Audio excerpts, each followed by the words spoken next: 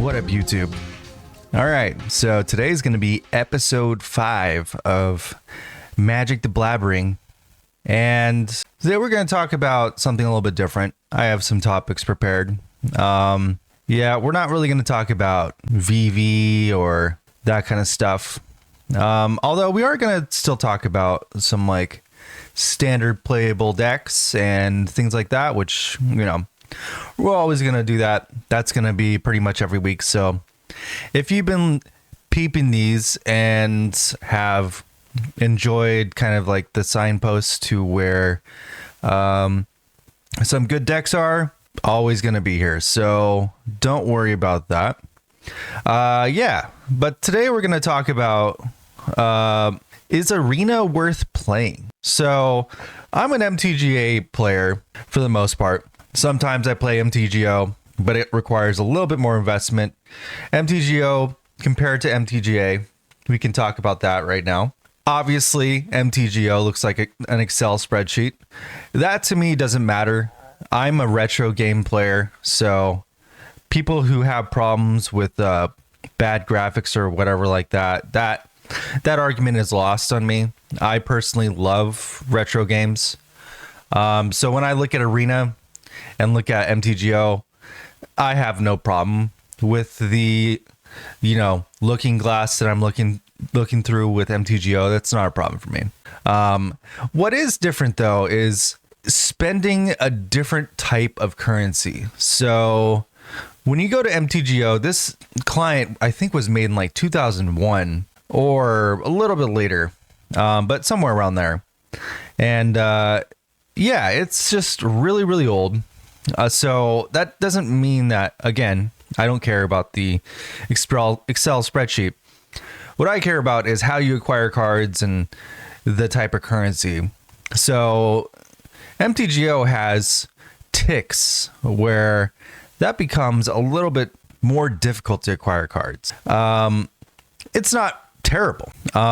It actually is, you know, a 1-to-1 with, you know, actual money. So ticks are money, and a tick is pretty much $1 on MTGO. So if something costs 50 ticks, it's going to cost you $50. What is cool about MTGO compared to paper is that you might have the cost of a card probably around, I don't know, it's rough, but it's a rough number I'm going to give out here, but it's around about 10 to 15% of the normal price. But that is varied highly. If you look at the card Quantum Riddler in paper, it costs about $20 to $25 depending on the style that you want.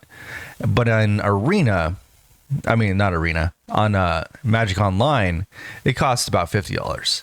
And that's because everybody's kind of sharing the same card pool. So Riddler popped up in legacy decks. I think might be played in some vintage decks, but it's for sure being played in a lot of modern decks right now because of flicker decks. It's not called bounce there because they're just bouncing in place. But yeah, so everybody really wants that. So all of a sudden Riddler just became $50 overnight. But for the most part, everything else that's like similar in style to that, say like if you're trying to buy a like a Starting Town or something like that, those are about the same price as they are in paper. So it varies. When it comes to standard cards, they can become almost the same price as paper. So that is a huge downside to the client. You have to invest more, but you can rent. So that is an upside. So if you want to play in some leagues, whatever, there is your ticket into that. But it also, with those types of play environments, you do have to spend money as well. So leagues aren't just free. The more you play the actual clients, the more it becomes free to play. But to start out with, it's not free to play. So MTGO, very pay to play, every part about it. But the upside to even just playing in a challenge or playing a league, challenges can vary from like 32 to 64 players, and somewhere in between either of those as well, depending on how often they fire, which is pretty often. Yeah, if you're a deck brewer like myself, it can be worth it to go and try out your brews to see like, all right, well, is this really good for paper? And then you can like kind of pre-buy it on MTGO, even rent it, and then go try it out in a league and see how it actually fares against the real meta out in paper. Because in Arena, it gives you kind of a weird representation. Arena is definitely more for the casuals in general. So is it good? Yeah, especially because when content creators go and look for decks and you want to go and prove that a deck can do something, showing that it 5-0 to league is kind of the ticket into the door. So you get to kind of prove that your deck can do something. And so 5-0 in a league is very, very telling of whether or not something would definitely like have a good enough win rate against the meta. It's just because winning 5 matches in a row on MTGO is a little bit different than 5 matches in a row in Arena, because people are paying for their spot, depending though, so it varies, of course, but we find cool decks like, Jund Onslaught with like the Rhino card, a bunch of like crazy brews that you wouldn't really think of. And a lot of those were found from MTGO. And anyways, so MTGO is still cool. I wouldn't put it down. But the other question was, is Arena worth playing? And Arena, especially if you're getting into Magic, is actually free to play. And it has, if your, eyes can't handle looking at something a little bit older like MTGO, then it's a good place to start. Also on MTGO, it's not really great for new players. I wouldn't recommend it to new players at all because they don't really cater to that kind of crowd. But Arena has like the color challenge. They have a ton of standard like starter decks that give you like a couple rares here and there. They aren't the worst decks in the world. You can also, if you had bought like a starter deck in paper, those come with a code. I know this because my partner and I bought some like of the Sephiroth the Cloud decks, and then she has one of those, and they come with codes, so you can go and get those on Arena whenever you want. Doesn't mean that they're good, but does mean that you can get them. But yeah, so it's really good for new players coming into the game. You can understand like what type of archetype that you like. Say like you're a green player, is like here's a bunch of green cards, like you want to ramp to a big thing, play lands, trigger rampaging Bayless. That's what you can do. If you're a blue player, like, okay, well, here's a bunch of ways to draw cards and a bunch of flyers. Like you understand like what each color is trying to do. And they kind of they paint a good picture for that. And then they also have a bunch of 2-color decks for people to jump into as well. So this has always been how Arena's been, and it's pretty good for new players. But now, if you're a franchise player, what does that mean for you? Is it worth playing Arena? And I've heard a lot of people say, I've had people yell at me before. Just to give an example, I was in somebody's chat who was like a historic timeless player, and we had this guy come into chat and say Arena's a scam. And this guy happened to be playing the one of the metagame challenges on Arena. We need to talk about whether or not that's worth it in a second here.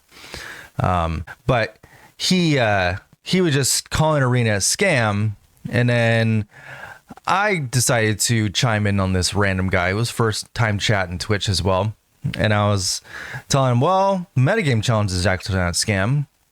Other things are kind of a scam. And we're going to talk about what's a scam on Arena, because there are scams on Arena and you do need to watch out for those. And yeah, so this guy was just calling Arena a scam just because it's digital only cards. And that's just incorrect, because if you have fun playing something and you like, both the client, the environment, and just the process of card acquisition, all that stuff, it's worth it. It's worth it for you. You get to play all your decks. And after a while, you get to play a lot of decks. Starting out, it might cost you $100 to $200 to really get a footing into the game. So you do need to like invest a little bit into the game. But that's not to say like that's not how much it costs in paper. If you compare it to paper, for the most part, it costs much, much, much less. And I would know this firsthand because I invest in the paper. I have MTGO decks and I have Arena decks. And when I build Arena decks, I can build 20 different decks. And that's because I've opened a ton of packs and I've won a bunch of packs doing stuff. So I just have a ton of rares just laying around. And then I'm able to craft pretty much whatever standard deck that I want. And then if I did that in paper, that's another $150 investment every single time I want to pivot into something new. So it's like comparing those two is just so night and day that I've even heard the argument that Arena is almost too free to play sometimes. And they're not. Don't worry. This is not me advocating for Arena to become dusting or things like that, for them to start peddling new currencies when, you know, other games like that, they have a little bit too many currencies and it becomes very hard for people to acquire cards. And you think that you want to just break down a bunch of your rares so you can craft rares, right? Well, when that happens, all of a sudden each rare is worth X amount and we don't know what that would be. So if you were to break down a rare into card crafting currencies, we don't know where that's going to stop, you know, because I play games like Shadowburst, you know, and I started in Gwent not as a TCG but as a digital client kind of thing. And yeah, Gwent was always a little bit iffy because you would have to put in money for these cards that you're just like, I'm not sure if I want to play it. So then you break them down and then you're just never getting your money back fully. So you always have to invest a little bit more as well as break down cards. And same thing would happen with Hearthstone for the most part. Hearthstone definitely has been carried by Battlegrounds for the most part. So they're not worried about whether or not you're getting like a free, really super good deck.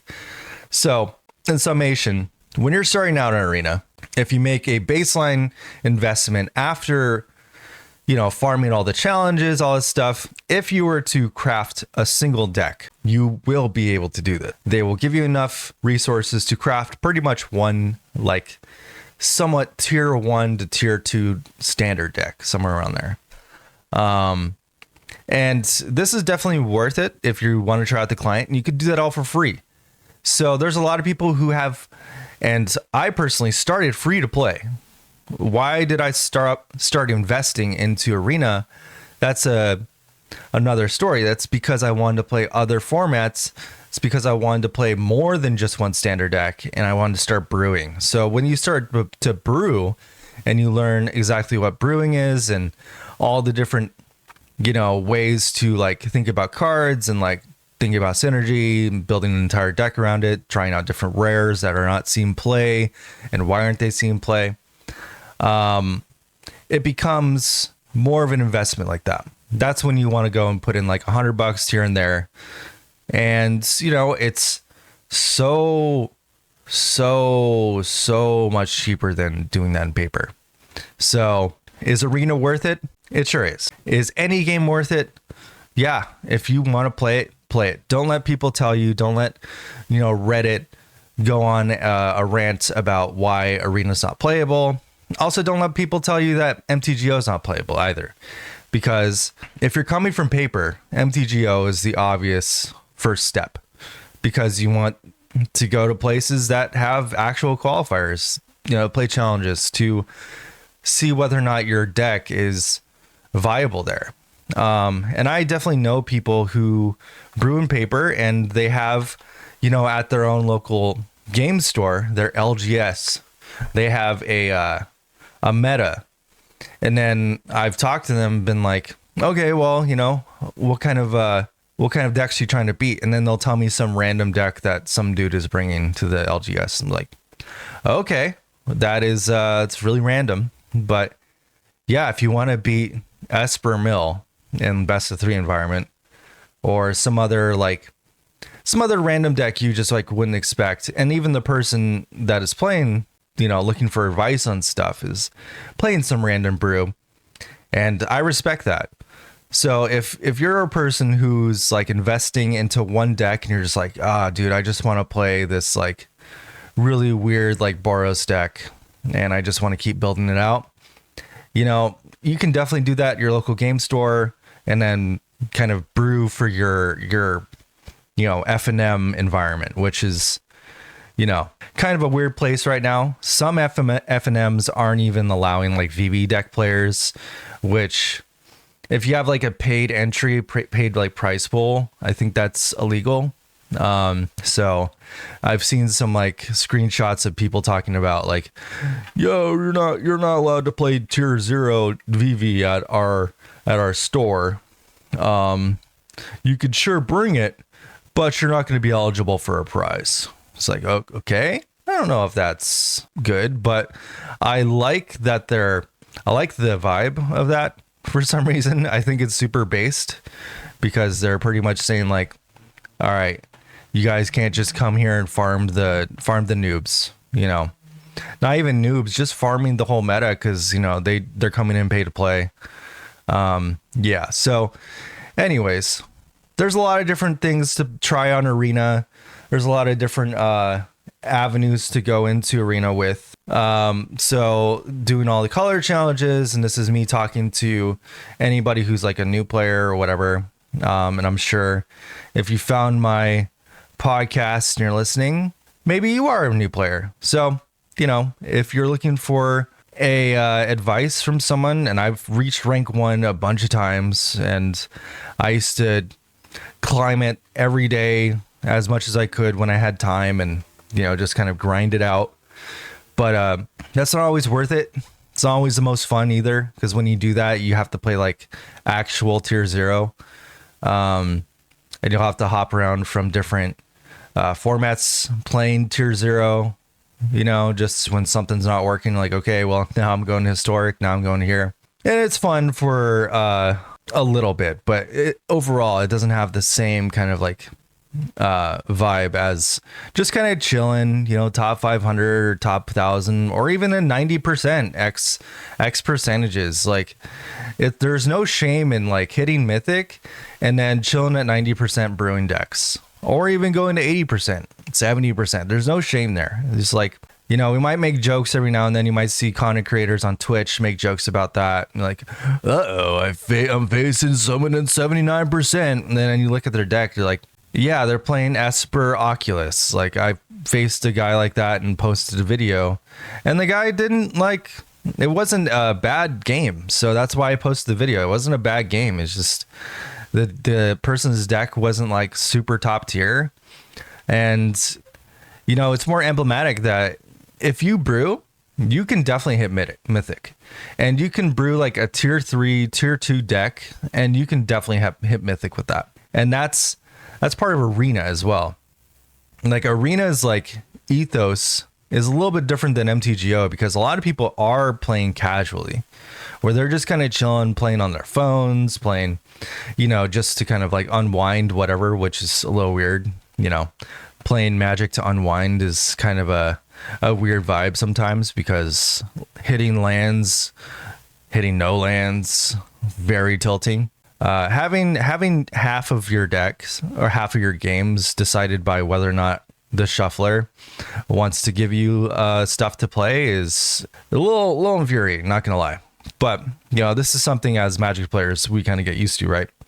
So all that aside, is Arena worth playing it? Again, it is. And is it worth investing into? Yes. And why do you want to invest into Arena? Well, Arena is a little bit different than, Big Daddy WotC. And they have, their own kind of like, I would say, meta, as well as a different community kind of based around it. So you're going to find people at the top end of the meta, top end of the ladder. They're going to be playing the tier 1 decks. They're going to be playing VV versus Mono Red versus Dimir. So and that's standard. And then you're going to find things like Alchemy, which, for better or worse, Alchemy is something that when you're coming into the game, they're going to try to get you into. Personally, I would tell you to resist.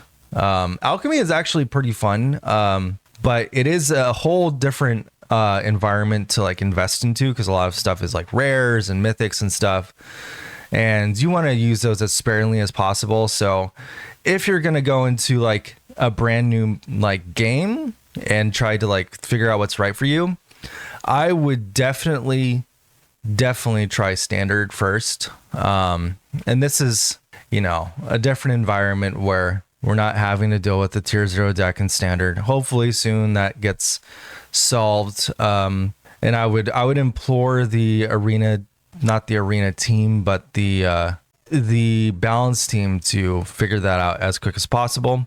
What is really cool about Alchemy for new players specifically is you have the arena team on your side. So if there are things that are too strong for standard, they will nerf them. They will rotate them out. They'll ban them just for Alchemy. It's like Corey still is like super nerfed in Alchemy. I know that Izzet is still pretty strong there. But yeah, a lot of stuff rotates a lot quicker. They don't have 3-year standard in Alchemy, so everything's a little bit different there. So if it's worth it just for that, it might be fun to play. But yeah, so a lot of people go into Alchemy as like more experienced players and will farm newer players in Alchemy, because again, Arena kind of pushes you into Alchemy. So yeah, like if you're brand new and you're playing free to play, I would say try to stay away from that, because it's easier to craft like mono red in standard to get started with. And that's a deck that will carry you all the way to the top 100 of Mythic. So it's always been the case. And depending on what kind of style you like to play, you can play mono green landfall with Tifa, and that can also take you to the exact same place. Depending on how good you are with the deck will always, you know, vary where you end up on ladder, and depending on how much you play, that will also push you higher and higher up. You'll see random decks pop up on the top of the ladder, and those sometimes will be the brews from MTGO that will 5-0 a league, and you know, they might workshop the deck on arena ladder sometimes and then take it to MTGO and see how it does in a league. Might 5-0 there, so you know what, might have like a really solid tier 2 deck in your hands, where like in the right conditions, everything can just make this deck win. Similar to Jund Onslaught. That's a really good example, because that deck can just one turn kill you. And in standard, combo is very, very common. So if you can find a new combo deck, then you'll be able to kind of do something in standard. All right, so now to the next couple of things. Is historic and timeless worth it? And this is up for debate. This is one of those things. It's an arena only format. Historic conglomerates pretty much all the old standard cards and now alchemy cards. Fortunately for historic, they nerf all those cards. So if something's like really, really broken for historic, they'll like nerf it. Hence them just nerfing Sorin and Alenda. So now Sorin can only find certain things, mana value, I think 6 or less. I'm pretty sure that's what he was nerfed to, because I think Alenda is a 7-drop, and then you can still get like Vein Ripper, which I think is a 6-drop. But anyways, that was a tier 1, tier 0 deck everyone was playing, and it was dominating the meta. Sorin is one of those kind of problematic cards, similar to like Oko when he's good. And it really is dependent on what kind of vampires are in the format. So like he had to obviously be banned from Pioneer because it was pretty much the only deck to play when people figured out that Sorin Vein Ripper was just like almost unbeatable outside of black, because you needed to have like edict effects to actually effectively deal with it. So or Thoughtseize, but Thoughtseize didn't really, you know, counter it being top decked again. But yeah, so like things like that will pop up in historic a lot, where you'll have like some kind of like tier 0 deck that's like really, really hard to beat. I used to play historic a lot. I think it was a really fun format at one point. What really kind of ruined the vibe of historic, and it wasn't Sorin Alenda, was MH3, because they kind of just dropped MH3 into the environment. And Modern Horizons 3, similar to what it does to Modern, where it just kind of completely rotates the format like all at once. It had the literal same effects on Historic as well. So everybody immediately had to play a BOROS, a Johnny, and all that, you know, like Guide of Souls, the whole package, until they finally nerfed it and, you know, made some changes to some other cards, you know. So, you know, progressively things have been kind of nerfed out of MH3 from Historic. So what's the environment right now? Well, specifically after Sorin and Alenda have left, now it's a bunch of Eldrazi piles. So like the two best decks in the format are SIMIC Eldrazi and I believe Gruul Eldrazi. And Gruul Eldrazi has a bunch of land destruction and stuff like that. And SIMIC Eldrazi just wants to ramp and play big Eldrazi spells. So those are pretty much the two best decks in the format. And if you ever want to get a better idea of where the meta is in Historic, just if you have Untapped, go check Untapped and you can see like what are the most currently like top win rate decks in Historic. Specifically, I believe Aether Hub also has these type of analytics, and yeah, you can check that out there. And another thing, and this is something that just kind of popped up right before I started the podcast here, but apparently Arena Anthology 3 has been dropped onto the client, and I believe it's supposed to officially drop next Tuesday, but it's already able to be crafted on Arena right now. And found this out through mtgscribe.com. I will post a screenshot of you seeing this on the client right now. If you type in S:AA3, you can see all the cards right now. So overall, it's like just a little dump of cards. They're pretty cool. We got Fallen Shinobi finally for like ninjas, and I believe that's Historic legal. That was like a tier 3 modern deck for a while. It's like my first modern deck was with Fallen Shinobi. They're also adding Dalthy Voidwalker, Kaldra Complete, Batter Skull, Ulamog Infinite Gyre, another Emrakul, Aeon's Torn, Yava Maya. So a lot of cards for Brawl specifically, and then some cards for Historic, and then some other cards for Timeless. We also get Noble Hierarch, which is cool. We also get Necromancy, so that's kind of like a legacy like reanimate spell. We don't get like Reanimate Dead, which would be cool, but Necromancy, I believe, has Flash, and you can reanimate something for 3, so that's pretty cool. And most of these will be Timeless legal, and we'll talk about Timeless in a second, but all will be Timeless Brawl legal, and then some will be Historic legal. And that's pretty much how they do these dumps. They'll kind of introduce a bunch of Legacy and Commander cards, and then evaluate whether or not this should happen for Historic as well. Most, if not all, Modern Horizons cards are Historic level, because Historic is pretty much Modern without fetch lands for the most part. That kind of changes the entire environment.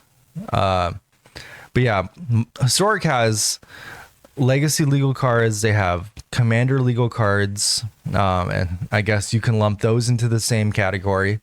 But yeah, it's actually pretty cool thing that they do there with that. My personal thoughts about like what I wish for Historic is that they try to move stuff out of the way for things like Historic Ninjas, things like this other like cool decks that used to be like big time meta before MH3 dropped. I wish they didn't just drop it all at once. But it's fine to like keep the meta like shaken up there. It's not a terrible thing. You might notice as well, if you're a modern player and are aware of Modern Horizons and stuff like that, Murktide's not on Arena. That is something that needs to come to Arena soon. Like, please. Like, we have Ragavan, we have all the other threats. And we just need Murktide. Murktide creates multiple different archetypes, multiple different decks. We have Psychic Frog. We have a bunch of other things that are, equally as powerful. Will we see Murktide be the best deck in Timeless and Historic? That remains to be seen. We can maybe see that, get tested. And that would be really cool. To see if it's, too strong for Historic. I think it should come to Historic just for the fundamental reason that Historic is completely dominated by Eldrazi right now. It's dominated by what is left from MH3, which is the fast lands from Ugin. We have a bunch of like the other Eldrazi's in general. And this deck that is being played in Historic is pretty much what is like the Eldrazi deck from Modern right now, minus all the fetch lands again.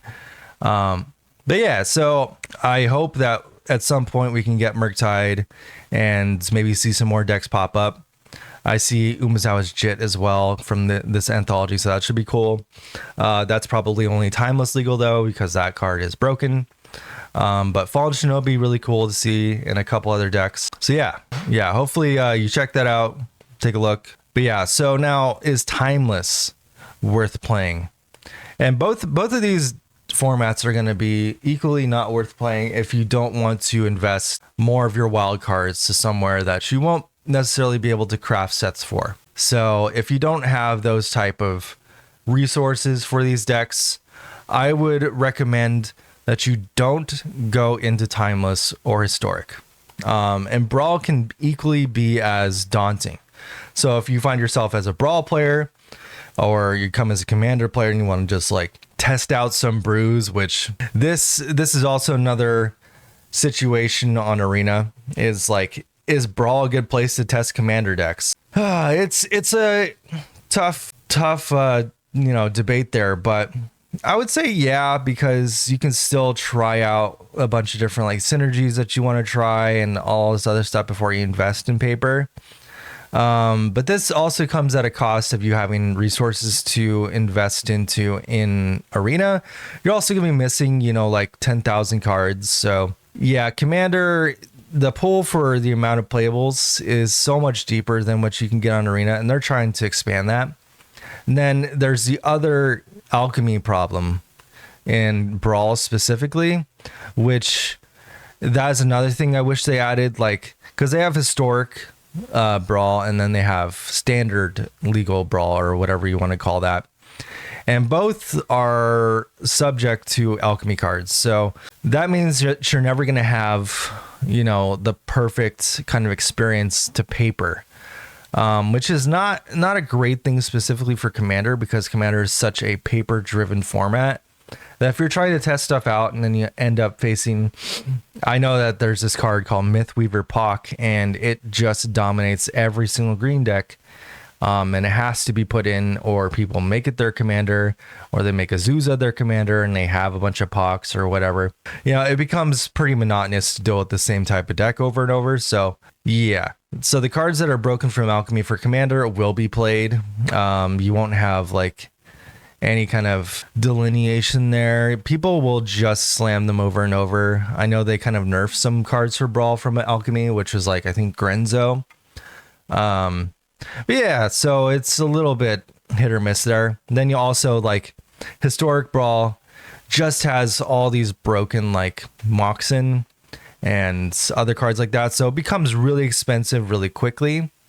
That kind of goes into the same thing with Timeless, where Timeless is really, really expensive. So your deck will probably be made of a bunch of mythics, including all the fetch lands, including all the good lands there. So every single card in your deck is pretty much going to be a rare or mythic, which is not that much different than any other format, including standard. But this one, you can't actually open packs for these cards. So you will have to either have the resources to craft the decks or buy the little packs that give you mythics and rares. And 4 mythics on Arena costs you about $20. So this, on top of the fact that Timeless is legacy vintage level play, and they are currently allowing you to have 4 strip mines in your deck, which I hope they change soon, because this is a card that's not even playable in Legacy and is restricted in Vintage.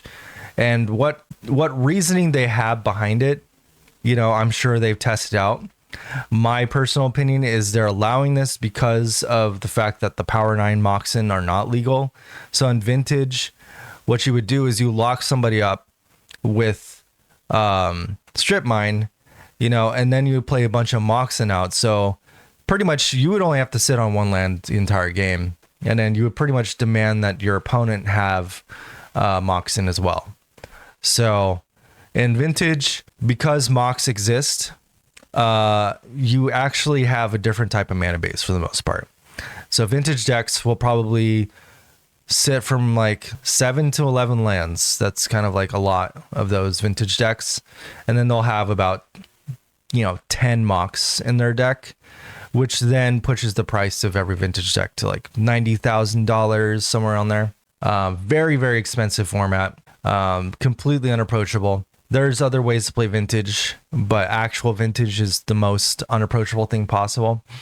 I know some people like to play it by proxying cards, and that's definitely the way to do it. But yeah, Timeless likes to dabble the line between Vintage and Legacy. So therefore, having Forest Strip Mine legal is apparently okay. I would hope that they would take that out of the format soon, because, you know, they have restricted a bunch of cards, Demonic Tutor, Channel, you know, other things of that nature have been limited in Timeless. I used to play Timeless a bunch, and I still kind of like playing Timeless every now and then, but as it is right now, I don't believe Timeless is a playable format for the large majority of people. It can be fun if you like to strip mine lock people. But yeah, so currently Strip Mine locking is probably the best thing to do in Timeless right now. So you can do that like Juns, you can do that pretty much anything that can run Ren and 6 where they just added to Arena. And I did just try Grist Yawgmoth out in Historic, and we're still missing some pieces, so it's not really that good. When it comes to the Eldrazi deck, you really have to have like a very quick plan and a really, really good way to get to that end goal as quick as possible. And against Eldrazi, they just kind of slow down your game plan so easily that, you know, it becomes a little bit tricky. Although you can win with Grist, you know, Cauldron, and, you know, get a bunch of Grists on the field. That's the whole combo. And then, you know, of course, with Young Wolf, go infinite with Yawgmoth. But yeah, so there are ways to play this format. I think Timeless needs a little bit more time to cook. I think there's not enough balancing being done to the format. And for their goals for the format, that's really not what they're trying to do. They're not trying to overbalance Timeless, which is totally fine.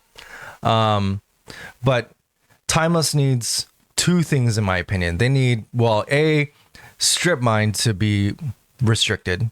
They should have put Wasteland on Arena. I don't know why they don't have Wasteland, because Wasteland definitely should be something that they regulate people's greedy mana bases with, which is what Legacy does. But, you know, you can't play around Strip Mine.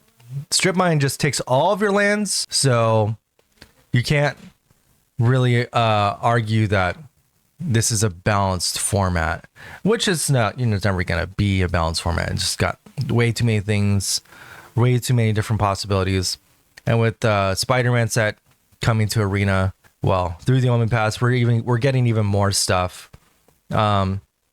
And I believe with Avatar, we are getting Force Negations, so we're actually getting a free counterspell. And those types of things really need to come to Timeless, like as soon as possible, so we can actually regulate it and do something about both like Balustrade Spy combo or you know, Strip Mine locking. That's different. We can't regulate that with the Force Negation. Although we can try to Force Negation a Ren and 6 and maybe try to delay that combo for as long as we can. But we can do that with Subtlety right now. Or, I mean, I think we have Commandeer legal. We can try doing stuff like that. But either way, it's not really a good state right now for even in franchise players. Personally, I don't really want to play the format until they regulate strip mines. So Timeless, while it's fun, I think they need to do a little bit more in terms of like regulating the format and making sure it's maximizing the amount of fun that can be had. It's not about, making the format just wild west of like what's legal. It's also about maximizing fun, and strip mine's not fun. So when people, you might see videos like, oh, I'm going to go strip mine these noobs. It's like, okay, like, yeah, you know what? Everybody who had this card when it was like not restricted was doing the exact same thing. And for the amount of time that it was legal, it was also doing the exact same thing. So it's not a fun play pattern. People don't want to play a format that it's legal like this in. It should be allowed to be played for sure. Like you should be able to high roll this or like tutor it up and then you have the combo. But having 4 in your deck pretty much makes it always like kind of a hit for these decks. So it's not a great thing for the environment. Definitely that doesn't make the format fun, where already is kind of dabbling on the levels of fun. So you really have to like invest into Timeless, being like, I want to play with all these cool fetch lands and all this other stuff, which is what it gravitated towards that, because I like modern. But for the most part, it's not really like the greatest environment for everyone else. All right, so now let's talk a little bit about what is a scam on Arena. So, well, wildcards and playing Timeless and Historic can also be seen as a scam because you're not able to buy packs of these cards, which I think they kind of should have some kind of pack set up at some point. There's no reason why this should just be a packless type of format where you just have to actually spend raw resources in order to do it. I understand why there isn't packs, because there are so many cards in the anthologies and things that they use to package up these cards. It's not like Pioneer Masters, where Pioneer Masters brought like 300 plus cards onto the client. Arena anthologies only bring about 20, at a time. So you'd have to put them all together into some kind of pack system and then try to give them out that way. And then the problem with that is they're all rares. So what kind of packs are you giving out at that point? I don't know. But either way, that's not for me to figure out. If they want people to play these formats a little bit more, they need to make it more accessible. I don't know how to do that, and that's not my job. But yeah. So anyways, what is a scam on Arena? And this is pretty much the subject matter of this whole podcast here, because I saw this post from a dude named Jake Brown, who is like kind of more well-known pro player. But I saw a post from, I think, like a couple weeks ago, and he was pretty much lining out why Arena Direct is a scam. And it's less of a scam for him because he's a pro player, but it's definitely a scam for newer players or people who are less specifically dialed into the sealed and draft environment. So if you're not dialed into either of these environments, it becomes really easy for you to start dumping money into this Arena Direct. So first, to start out with, what is Arena Direct? All right, so Arena Direct is a sealed environment for the most part. Sometimes it can be draft, but for the most part, it's sealed. It's kind of like a pre-release event a little bit. But what they allow you to do is they allow you to invest into a box full of actually playable physical cards. So if you get 7 wins in Arena Direct, then you can get a full box of cards from the set that they want you to play for. And they had this for collector boosters, I believe, for Arena on Final Fantasy. They had them for just regular boosters on Final Fantasy. Most current one was for Edge of Eternities. And this is not really subjective. It's objective in the sense that you are going to lose money on this. It's objective in the sense that Sometimes Arena slash WotC has not paid out some of these winnings. And then what is subjective about it? That you want to play in it, that you feel comfortable investing your money. But yeah, let's kind of talk about some of these points here, and I'll leave like a screenshot up of these. So point number 1, the lottery effect. Casual players think if I run hot once, I win a whole box. Pros think my skill makes this positive EV. Same prize, 2 different hooks. Guess who nets in the end? And that's Arena, because if anybody's familiar with, Arena content creators, specifically like Crokies or other people like that, and not to call him out at all, this is not hate at anybody. This is just somebody as an example who will go and be like, oh, I'm going to play the Arena direct for content. And that's totally valid. And this is perfect for him or someone like him, because they have, a bunch of disposable income just for the game, because it's part of his livelihood. So for him to go and play Arena direct and lose like 10 times in a row or something, which is not cheap. And I don't think he's losing 10 times in a row. This is totally fine, because people can watch him and he gains engagement from that.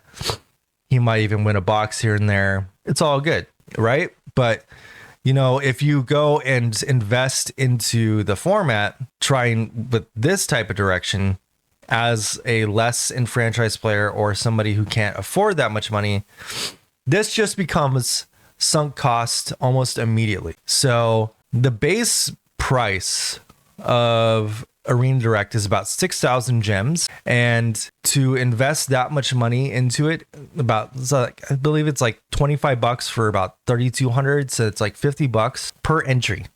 So it's like $50 per entry, and then you're gonna just be like kind of gambling.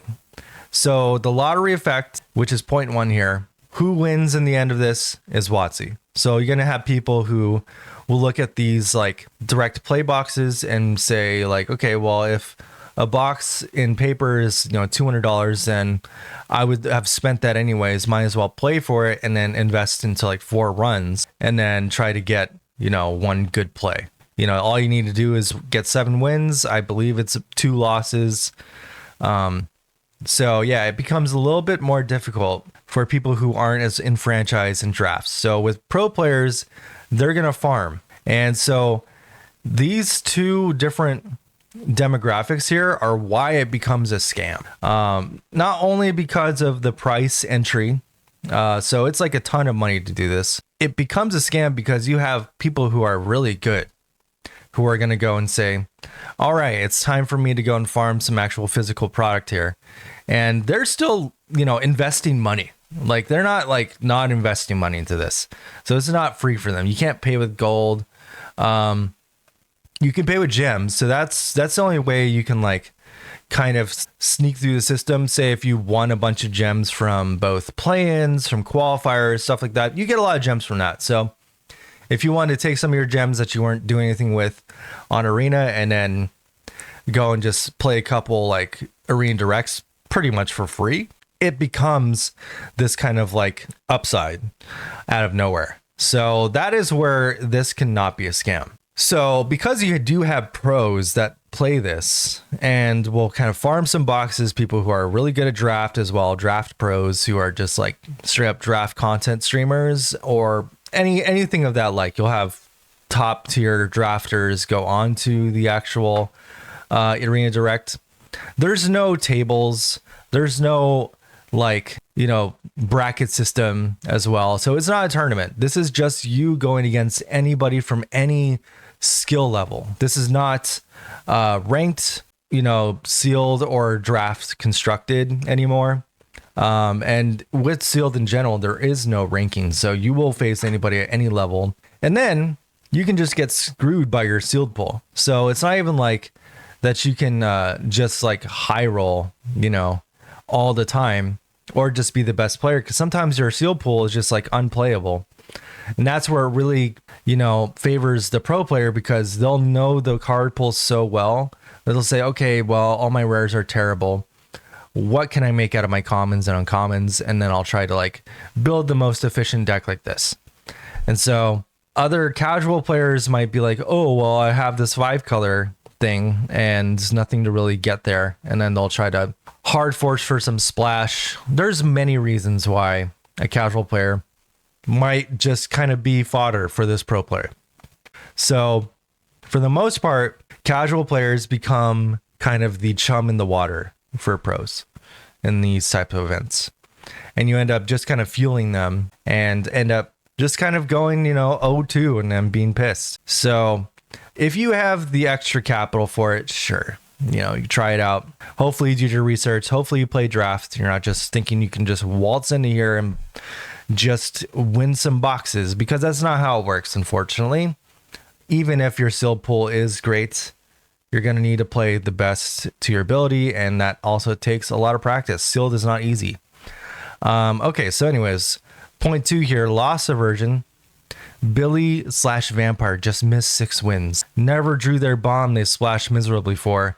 The brain says, one more run, I can't quit right now. Sunk cost gets them another trip to the gym tab.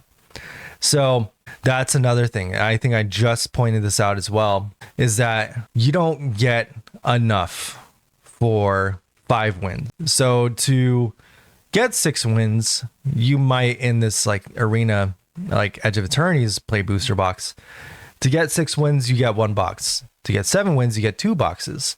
So those are the 2 cookies they hang for you. So it's like, even if you do, don't go perfect, like you still get something. So 6 wins is what you're shooting for. But yeah, it becomes like this carrot that they're dangling for you. And this is for sure, like, you can hyper analyze this, which I'm kind of doing right now, and say that this is gambling. And draft, for the most part, is kind of gambling as well. It's very much a slot machine sometimes. It does take a lot of skill. So somebody who would be like Billy here, who's a more casual player, almost got 6 wins, and now, they're gonna like attribute that loss of 6 wins to the bomb that they should have drawn. And in draft and sealed, specifically sealed, like, you can't bank on one card. It has to be the sum of the parts. That's just how draft works. You need to have a well synergized deck, and you need to prioritize that over these random bombs. The bomb needs to be just something extra that you can draw every now and then, and it'll swing the game for you. That'll be your one free win, but the other ones you're gonna have to work for, and the ones you work for are gonna have to be like you timing out removal correctly, combat tricks, your actual curve. It's another thing with casual players who don't play draft enough, is you don't plan out your curve well enough. So you might have way too many like kind of bigger haymakers at 4 and 5 mana, and then you don't have enough to fill out your 1 and 2 and 3 drops. And you might be like, well, my best card's in green though, I need to play green. And you're just like, well, you don't have enough early game for green. You don't have any ramp, blah, blah, blah. But you do have a bunch of red cards and a bunch of white cards that kind of fill that curve. So why not go Boros? It's like, well, but my bomb's in green, so I guess I'm going Naya. And it's like, okay, well, then you never draw green mana, or now you're playing mostly Boros and then you only have green mana. It's like, those are like so many different reasons why you might lose that game. One of them just being like, you didn't plan your deck out correctly. You tried to splash for a bomb and it just ended up biting you. So that's something that you can only learn with time and with a lot of experience to just not do. Okay, now point 3 here, social proof. Someone posts a pic of those 17 sealed boxes they farmed. Casuals see this and think, okay, but I got 1 in me, right? Same energy as casinos blasting jackpot winners. Boom. This is to that last point of like, this is kind of gambling, because the pros like Jake Brown, who is like a retired pro, by the way, they will post their winnings. They'll be like, hey, guess what? I farmed 17 boxes. 10 boxes would cost him like $500. But if you farm 17, obviously you can make that back in like actual cards, right? Maybe. But still, you're churning out some money for this. So the representation of somebody being like, bro, I just won 5 to 10 boxes. It's like, that's going to fuel a bunch of people to think, okay, well, I'll just spend $50 here and I'll try it out. And then they'll lose, they'll mauled minus 50, so that's Arena winning in the end, or WotC, because I'm imagining WotC is getting all this and Arena doesn't. Never blame it on Arena, because Arena is a small team of coders and they're not WotC. They're not getting this money. They get their salaries, which apparently aren't very high for the coding industry. So I would hope that you wouldn't blame Arena for this. This is definitely WotC having some big ideas of how to become profitable on Magic Arena, because Magic Arena does not account for much profit at all. And digital card games, surprise, surprise, don't really amount to that much money, even though it seems like it might, because they drain you a lot. It also costs a lot to keep them, keep the lights on there. So that's why you should support things like Slay the Spire and other like kind of indie card builder, deck builder games, because those guys, they really work hard on making like a playable experience from like a limited card pool, because it costs so much money to have art always. So anyways, so another point here, point 4, is mixed pool equals maximum churn. No 5-0 bracket, no 1-4 bracket. Welcome to the bucket. Crabs, everyone in one pot. So what does that mean? I already kind of referenced that, but you don't have a table. You don't have a certain amount of people that you're playing with to go and say like, this is your play-in pool and you play with these people. MTGO works like this. MTGO still has tables. When you're playing in leagues, you're playing with people who are in the league. When you're playing in challenges, you play with people who are in the challenge from those 32 people. And you can kind of assume what they're playing. In Arena Direct, you have no idea who you're playing against. This is how it is for draft as well. This is one of the reasons why draft can kind of be a crapshoot, because they don't pair you based on your table. They pair you based on your actual win rate with the deck. So if you're 6-0 or you 6 wins or something, they're going to pair you with somebody who has 6 wins as well. And that could be anybody from any level. If you're churning it out or grinding out with some seal pool that's not so great and you don't have any bombs, but you have a pretty well constructed deck, you could just queue into somebody with a good deck with the bomb to go with it. So that can be the thing that keeps you from 7 wins. There's a bunch of reasons why you won't get like 6-7 wins, and the mixed pool is probably the biggest one. So on top of you being kind of like pulled in to spend a bunch of money on this, they're pulling you together with a bunch of like unbalanced like pools for your deck, just for the format in general. This is not designed for this. So this is designed for sealed players who play at a store, and they have a sealed pool and they play against a bunch of other people. And then they have brackets like this. 5-0 bracket goes here, 1-4 bracket goes there. It is really like, his cynicism aside, this is very true. And to sum up, you're spending money more so than you're making money on this. And along with this, just to cap off this whole like kind of lottery pie that they've made, half the time they're not giving people their boxes. So people have invested hundreds of dollars in this, and this has been the case for the last year or so plus, and they're working on it. They're trying to make it better, obviously. But yeah, you haven't been able to get your boxes for half the time. So what is the point of the grind if you don't even get any of the reward? So I would say that, if there's anything to look to as a scam on Arena, it is Arena Direct. And these are good points of why it is a scam. I would just stay clear of it when it comes by. I love playing draft and stuff. And if you like playing draft, you can kind of like try to go infinite in it, whatever. This is never going to be an infinite situation. This is where WotC wants to go a little infinite for a quick minute. They still have to, lost lead a little bit by investing X amount of boxes to this. And they definitely have to send out a ton of boxes. But yeah, for the most part, you're going to be part of the, the big fish in the sea, or the little fish in the big sea getting eaten by the big fish is a better way to put it. So not great. I would say steer clear of it. Yeah. Okay. But what is the opposite of this? Like because there can't be all bad with events on Arena. And this is where the metagame challenge kind of comes into play.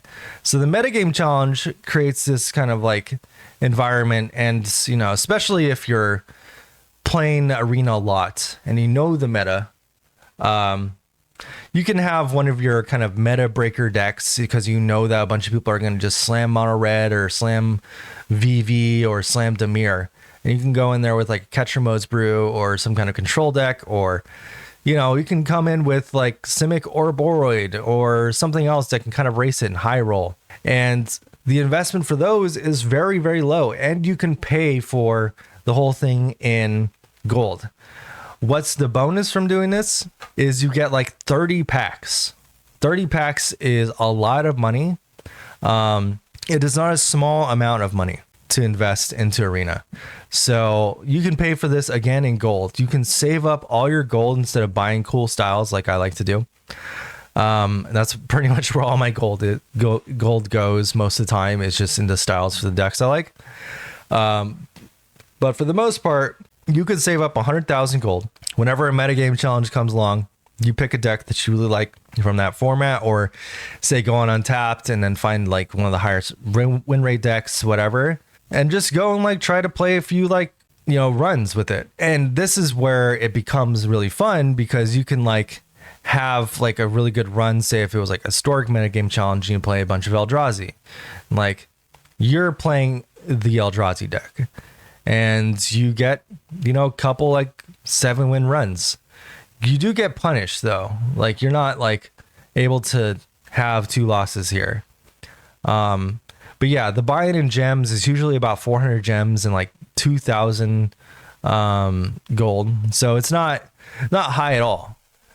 So you can go and farm a ton of packs this way. And I farmed a ton of packs this way as well. And I think I've farmed like 100 rares currently with this in general. So whenever I see metagame challenge pop up, I'm like, oh yeah, this should be fun. And I'll like spend a day playing it and then I'll farm a bunch, because even if it is like I have to invest like $8, $10 on it, I could net a ton of resources. And this is not just rares. This can be mythics as well, because we're opening a bunch of packs. And those packs can turn into whatever. They can turn into wild cards. They can open up my vaults. They can do a lot of different things for my resources in general. So Arena Direct, not great. I personally am somebody who preaches buy singles, similar to what Tulane Community College says, not because I just say it, because that's what I do. When I buy physical cards, I don't buy boxes because I want to build decks. Why would I buy $1,500 worth of Dominaria United for a playset of Shieldred when I can spend $200 on a playset of Shieldred? I wouldn't do that. But the sentiment is there. So like, I'm not someone who really likes getting boxes. I love opening packs. They're fun. But it is definitely, subjective. Do you want to do this? Do you not want to do this? It really just comes down to like, whether or not you want to spin the wheel a couple times. Just know that it is objectively gambling and a scam. So it's not really great unless you want to be chum for the pro players who will be here farming this. And they change it proportionally too. So when there's collector boosters in there, they charge you more. It's not less for these. And the Edge of Eternity is one where they made you pay 6,000 gems to come in.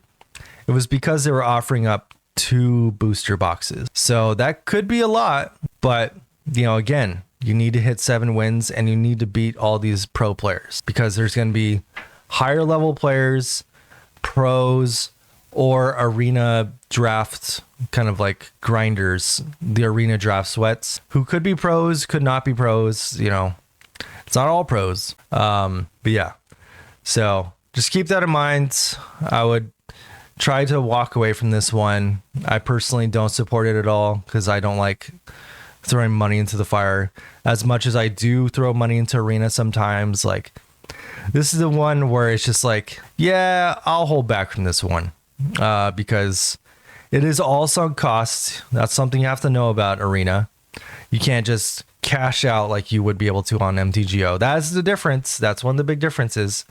You spend money on ticks, and then you trade your money. You trade your cards for ticks. You can sell them to different card vendors as well. They will buy your cards for actual money, and then you can go to places like I think it's like Card Hoarder, and then they'll trade in your ticks for actual money.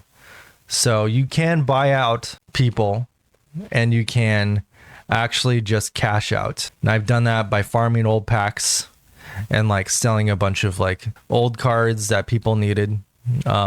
Yeah, it's really not that great though. So anyways, that's just something I want to talk about here. So in summation of this whole like section of the podcast here, is arena worth it? It sure is. It is fun. I hope that the balance team takes more heart in balancing standard in general.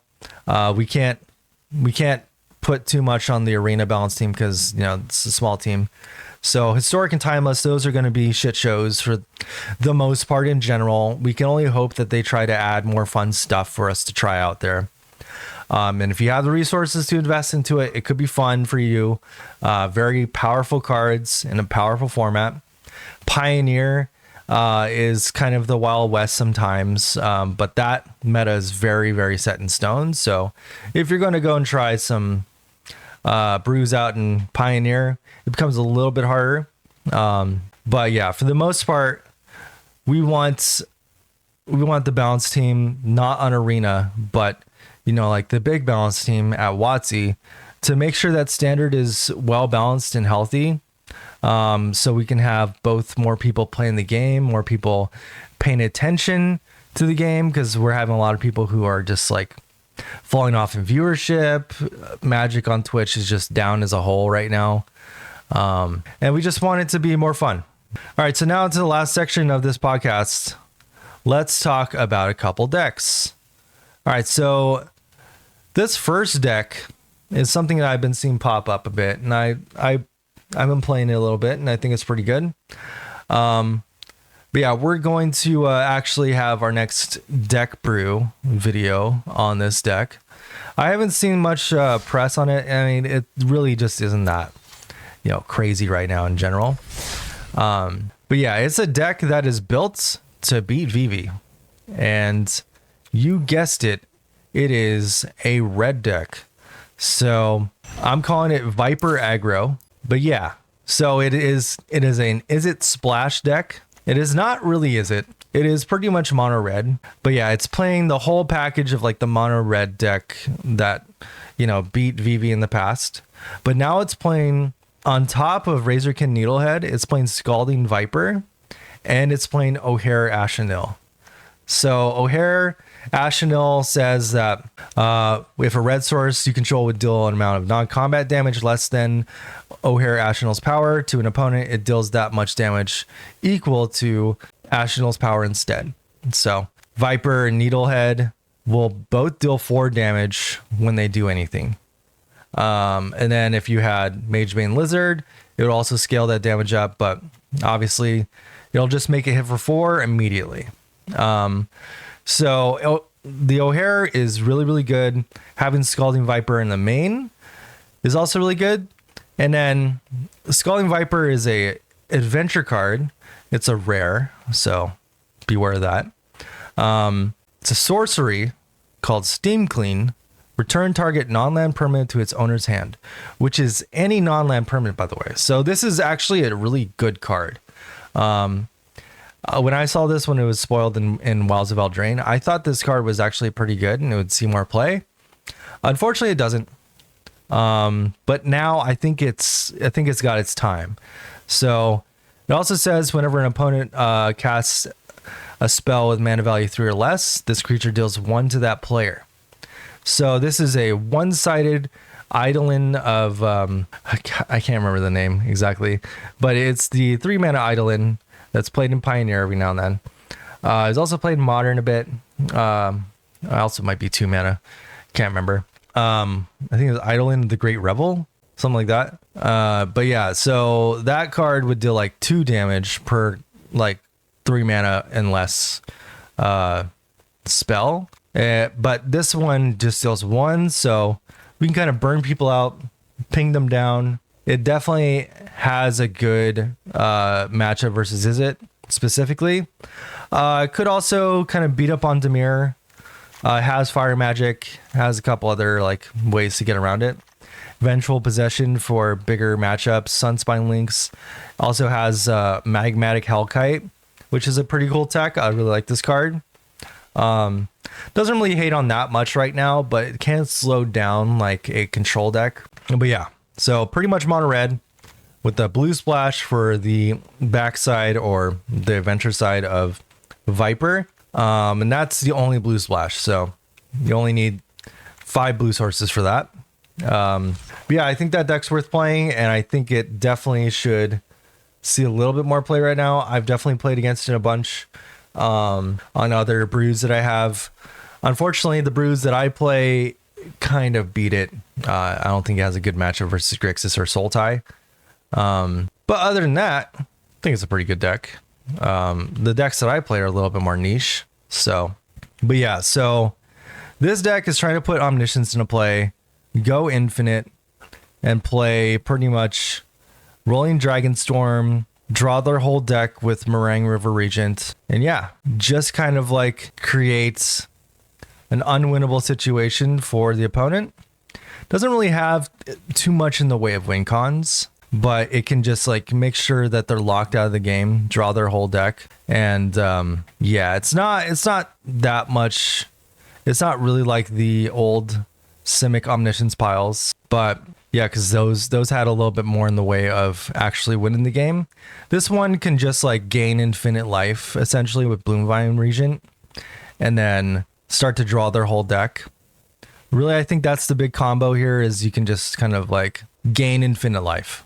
So that's the big win con here. We don't have any way to pull stuff from our sideboard, so you can just go off, draw your whole deck, which is very annoying to deal with, and then gain infinite life between bouncing meringues and you're having a Bloomvine on field. That's the whole deck. So again, that's Simic Kona. You put Omniscience in play with Whirling Dragonstorm, and then draw your whole deck and gain infinite life. That's the whole thing. So it's pretty fun. It's not bad. That's something I would say that about this deck. That's really just like, it's not bad. There's a few different people who have been playing this in challenges lately, so it's definitely on the way up. There's also like Selesnya versions that are on the way up right now as well. But yeah. All right. So for the last deck here, this one is another kind of like aggro deck. But yeah, Boros Mice. So Boros Mice has been played a bit for the entirety of this season. There's also a Boros Burn deck that I believe is super good in Arena Best of 1. But Boros Mice has been putting up decent enough results in both challenges and leagues as well. So it's not the worst deck. I do see it kind of placing every now and then top 8. But yeah, this is an actual mouse deck with like just a random Hired Claw. So Flowerfoot, Swordmaster, Hired Claw, Emberheart Challenger, Manifold Mouse. Also plays Mabel. And the spicy card in here is like the Whisker Veil Forerunner. This deck is really explosive if nobody can do anything about it. It really like gets hurt by things like Fire Magic, if they have it in main, or any other like board wipe style deck, because there's not really much in the way of protection. But yeah, there's like a ton of ways this deck can just like kill you on turn 4 or 5. Especially on like turn 4, if you like have Flowerfoot out, you can just kind of boost your whole board with Manifold Mouse and Challenger there, and just like it kind of goes a little bit crazy. It also has things like Shard Mage's Rescue, Sheltered by Ghosts, and there's a bunch of other ways to build this deck as well. This is not just kind of like a one way to build this deck. I've seen this deck built more in the auras sense. But yeah, it has Screaming Nemesis, has Links on the sideboard. Boros has really good mana right now, so you're not really worried about the Boros mana base at all. They have Sacred Foundry, they have Sanctuary, they have the Verge, you know, they have Vantage as well. So everything's set up for this deck to kind of be good. But yeah, I would say this is a solid tier 2 deck. I don't think this is like a joke at all. For it to like win a challenge would be a joke, because obviously the VV decks would have had to low roll a lot. VV can kind of smash through this a little bit. But in a certain situations, this can definitely win through a lot of what VV's trying to put down. Not consistently, obviously, or else this would be like tier 1. But yeah, that does it for our top 3 this week. Again, if you had fun listening to the podcast, or you thought some of the points were interesting, or you have some thoughts, questions, concerns, both about the podcast or about, you know, if you have more thoughts about Arena, I'd love to hear them. I love talking about them. So leave comment, like, subscribe. All of that is appreciated. And thanks to anybody who just kind of takes the time to listen, to interact with the podcast at all, or with me. So that's going to do it for this week. I appreciate anybody who stopped by, and we'll be back next week with some more Arena and Standard updates and some more blabbering.